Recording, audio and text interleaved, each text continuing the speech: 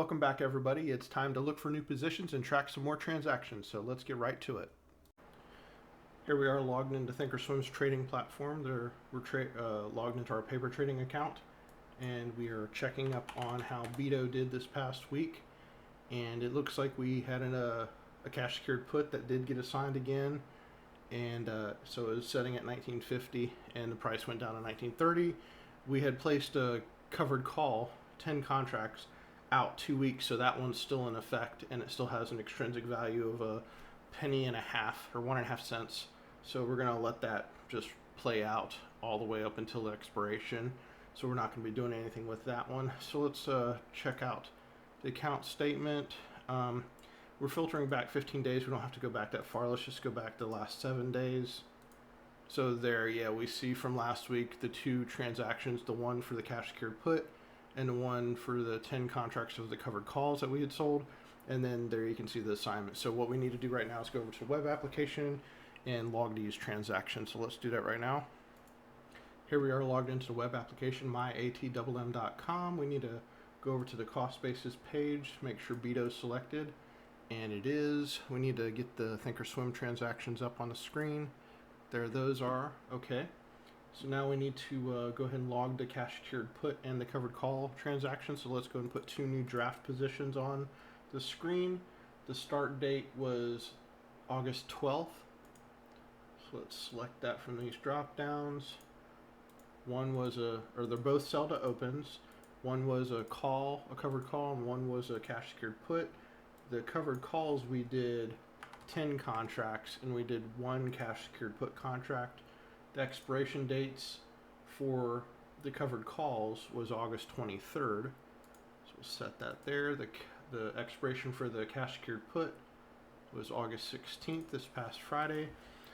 The strike for the covered calls was 25, and we received a nickel for those. All right, and for the cash secured put, the strike is 1950, and we received 65 cents for those a share. All right, so what we're going to do now is click save on both of these, and when we do, it'll put it into the puts and the calls group respectively. So click save there, and you can see it went into the puts and calls just like I had talked about. All right, and so let's see. We need to, it created proposed records right here for us to help out with putting the transactions into permanent transaction history. So the cash secured put, $65 received, 65-cent commission and fees, and there was 2 cents on the miscellaneous fees, as you can see right there. So we'll click the little helper hand. It'll pre-calculate or calculate the amounts for us. Click save.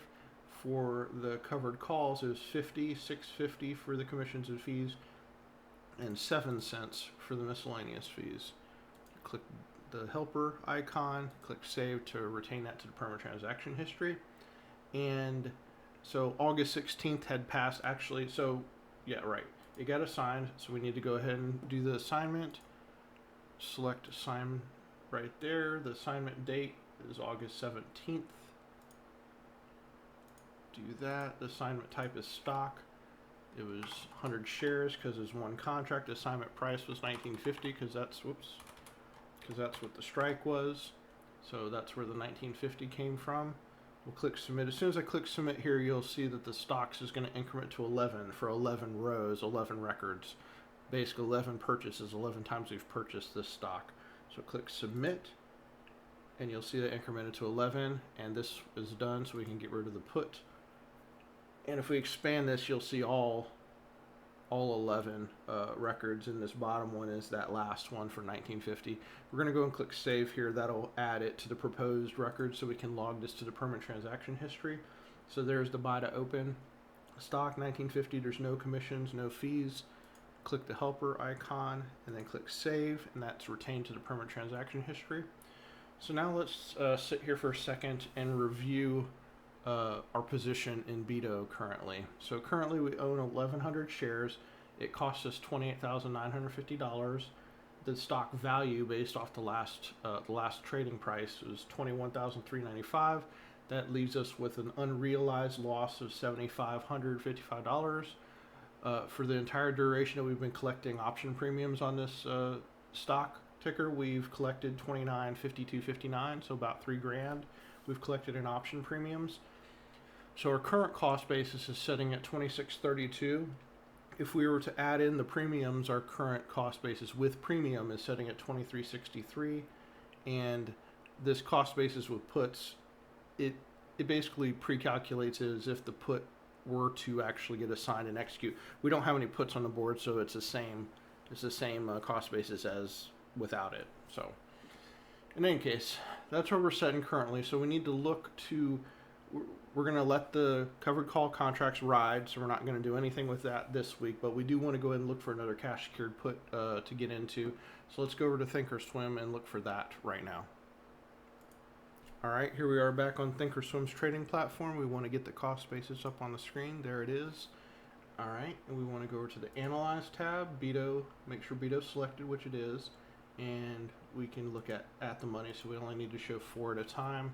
And all right, so this is extending out the next several weeks. So the current trading price is at $19.45, so we want to look at the $19 at the money range. I will say this, $19.45 is closer to $19.50 than it is 19.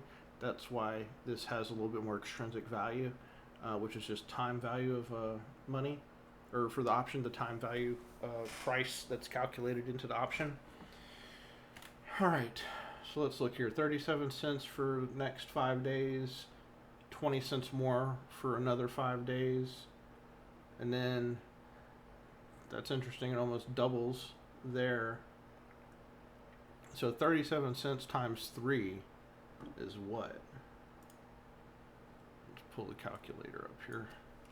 So 37 cents times 3 is $1.11. So still getting a little bit more by doing weeklies here. And then it drops down to 55. Yeah, some crazy weird pricing there. It's just a temporary thing until the market opens. Since our covered call expires next week, August 23rd, we're going to go ahead and stick to the at the money for the $19 one. So what we'll do is left click on this bid column. That'll move it down here with 37 cents, but we want to set it at the mark, which is the midpoint between the bid and the ask, which is 39 cents. So let's up that to 39 cents. We just want to do one contract. We right click on the red row, left click on confirm and send, and yep, we'll go ahead and click send to queue that order up. So there we go, we got the cash secured put queued up, and we will wait and see. Oh, I do need to go back here and just verify the balances on the account. Let's do that real quick. So the last one, 75,027.84. Let's get rid of this real quick. Let's pull the browser over here so we can see. Go click on dashboard on the web application, and let's do this. You can also collapse this if you want, get some more screen space. All right, so there you go, 75,027.84, and there's the brokerage total, 75,027.84. So the web application and the Thinkorswim trading platform match. So now we will just wait to see what happens this coming week with the covered call and cash secured put that we had just placed. Until then, I want to thank you for watching. Like and subscribe if you haven't already, and go out today to myatmm.com and get your free account so you can start tracking your own transactions. Thanks, and I'll see you in the next one.